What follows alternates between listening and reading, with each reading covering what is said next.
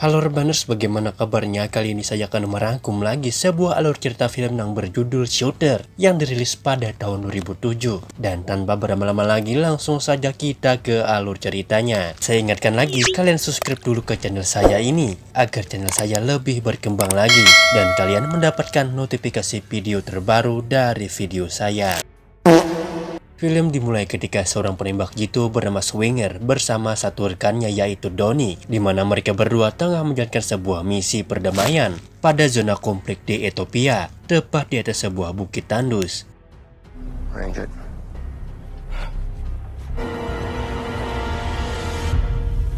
Mereka terus mengawasi pergerakan kendaraan dari pasukan pemberontak yang telah melaju ke arah pasukan Amerika Serikat. Jaraknya sekitar 2000, jauh di dasar atas lembah dan tak masalah bagi Swinger dan Donnie. Bahkan disitulah justru ketangkasan mereka diuji.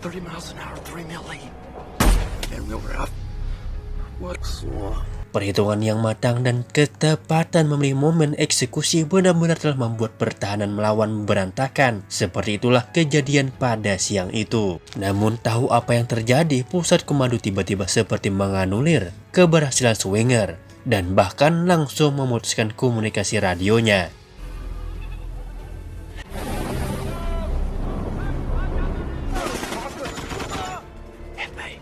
Keheranan Swinger semakin bertambah ketika sebuah heli datang dan lalu tiba-tiba kemudian menghujani mereka dengan tembakan. Padahal pihak intelijen tak mengkonfirmasi apapun terkait skema penyerangan lewat udara. Perlawanan yang tak seimbang pada peristiwa tersebut telah mengakibatkan tewasnya Donnie yang merupakan satu-satunya sahabat Swinger yang selalu mendampingi sepanjang perjuangannya. 36 bulan kemudian, semenjak misi terakhirnya yang dinilai gagal oleh pihak intelijen, Swinger lebih memilih pensiun dan menyusul aksi dirinya di sebuah rumah gunung yang jauh dari keramaian. Hari-harinya hanya ditemani seekor anjing kesayangannya yang bernama Sam.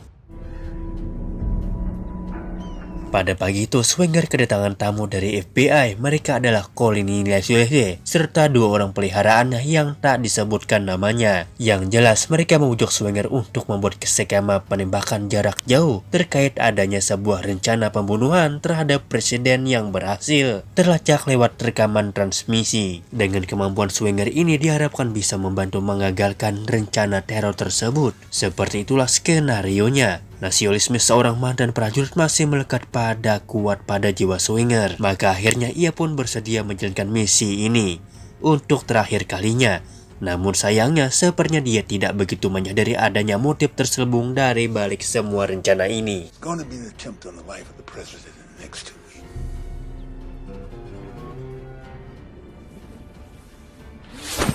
Singkat cerita, Swinger mulai melakukan survei dan mengamati 3 tempat penting di Amerika, yaitu Maryland, Philadelphia, dan Washington DC. Dari mulai letak kamera pengintai, kecepatan angin, suhu udara, kelembapan, dan jarak tembak tak luput dari perhatiannya. Swinger bahkan ia menentukan kapan dan di mana, dan ketiga tempat itu kemungkinan besar presiden akan dibunuh.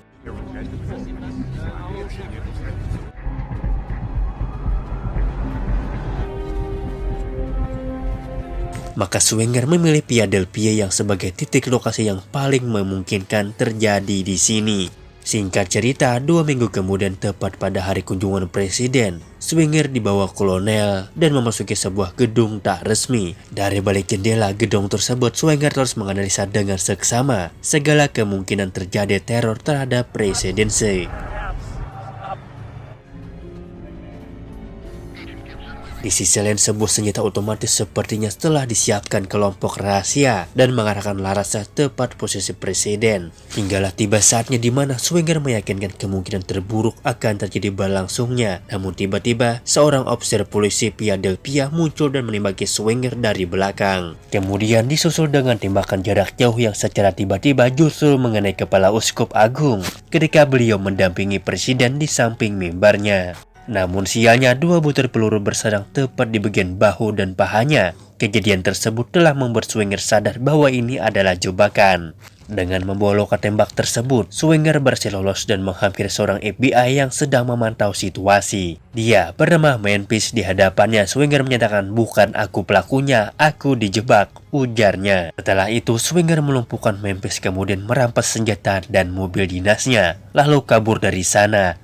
Sedangkan di gedung itu, mereka sibuk memasang senapan balik milik Swinger, pas pada posisi di mana Swinger berdiri di sana. Sekaligus dijadikan skenario seolah-olah Swinger lah pelaku penembakan tersebut.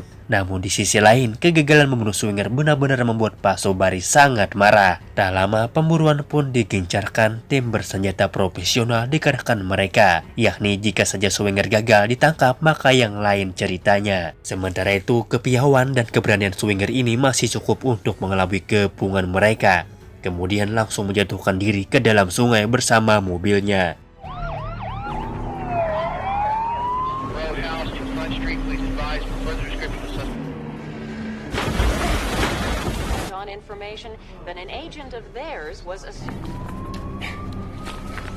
Singkat cerita, pelarian Swinger berakhir di rumah seorang janda muda bernama Sarah. Ia adalah mantan istri almarhum teman dulunya, yaitu Donnie. Pada awalnya, Sarah pun meragukan Swinger karena terpengaruh isu yang bergulir di televisi. Namun Swinger terus berupaya untuk meyakinkan Sarah bahwa sekelompok orang telah menjebaknya. Hingga akhirnya Sarah pun bersedia menerima Swinger dan merawat luka tembak yang tengah dialaminya. Di sisi lain, sebagai agen FBI tahu persis reputasi karir Sersan Swinger. Bahkan jiwa nasionalismenya yang sangat kuat, sehingga dia yakin bahwa bukan Swinger lah pelakunya.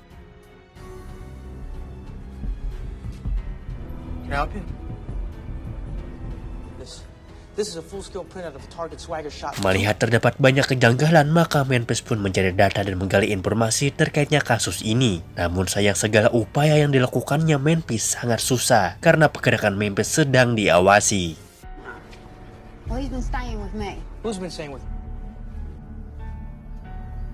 Semua kandes tanpa bekas bahkan berujung pada sebuah upaya penculikan atas dirinya. Sebuah gudang di pinggir sungai, Memphis diikat dan dihajar habis-habisan. Namun ketika hendak dibunuh, tiba-tiba Swinger datang menolong dengan tembakan dari jarak jauh.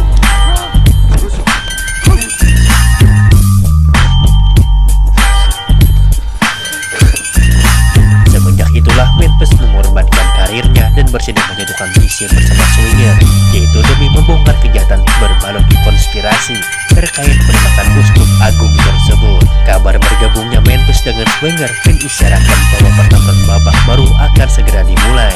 Pak Ishak dan komplotannya ini mulai resah sehingga mereka membuat strategi apa saja untuk memancing Swinger keluar dari persembunyiannya, termasuk menculik Sarah sahabatnya untuk dijadikan sandera. Tujuannya hanya satu, yaitu membunuh Swinger.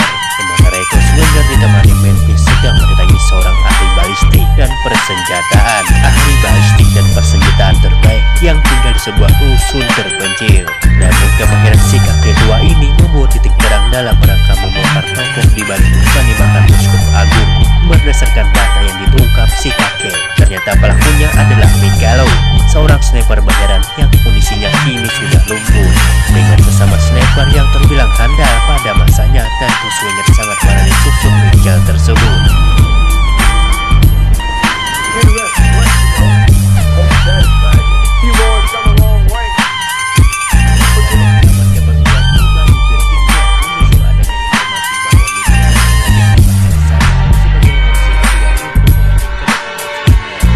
Saat yang tiba, Swinger langsung menerobos masuk rumah menemui Mikhail sambil menodongkan pistol. Ia menceritakan semua hal terkait penembakan Uskup Agung. Motifnya adalah ketakutan yang berlebihan dari sekelompok penjahat yang takut jika Uskup Agung membocorkan semua kejahatannya pada presiden.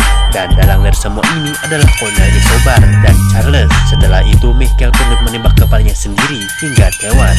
Beruntung Swinger telah merekam percakapan itu melalui handphonenya. Setelah di luar rumah, pasukan elit militer utusan Kolonel Sugiri datang mengopong Swinger untuk menyerahkan.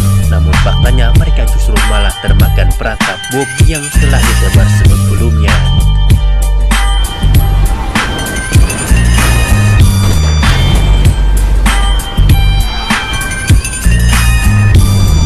Sekian kalinya strategi yang dipraktikkan Pak Ishak dan kawan-kawan ternyata tak semempan melawan kepiawaian Swenger hari ini. Hingga akhirnya terpaksa Pak Ishak harus menerima kesepakatan yang telah ditawarkan Swenger.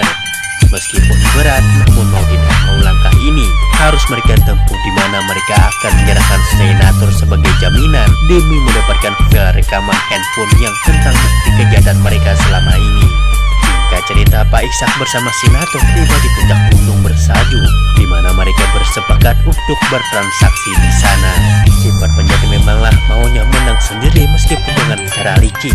Mereka menjadi bagian dari strategi mereka, bahkan memasang sniper di beberapa titik gunung tersebut. Namun sepertinya Swenger lebih sigap membaca strategi mereka dan berhasil melumpuhkannya. Situasi tersebut membuat menentang Swenger dari kejauhan tak diduga. Tiba-tiba bidikan gitu Swenger memutuskan pergelangan tangannya.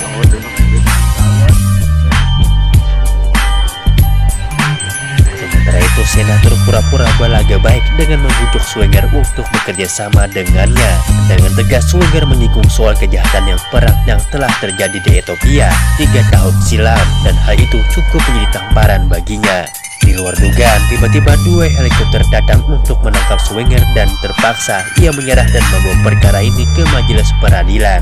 Di hadapan hakim dan penuntut, Swenger berusaha membaca bahwa yang dituduhkan terhadapnya selama ini adalah tidak benar. Bahkan terkait bukti senjata miliknya itu hanyalah rekayasa Kolonel Sobari, karena ketika itu senapannya tak digunakan dan tak sembarang orang bisa menggunakan. Namun keputusan majelis justru malah meloloskan Kolonel Sobari dengan dalih materi kasusnya di luar teritorial hukum di sana. Tentu hal itu sangat mengagetkan Swenger. Namun meskipun demikian, hukum memberikan kesempatan pada Swenger untuk mendedikasikan keadilan dengan gayanya sendiri. Alhasil Swenger dianugerahkan bebas oleh hakim kepada Swenger. Singkat cerita, malam pun tiba. Scene berpindah di sebuah villa di mana Sobari dan senator tengah tertawa karena kebebasannya. Tiba-tiba salah seorang jatuh di hadapan mereka dengan lubang peluru di kepalanya.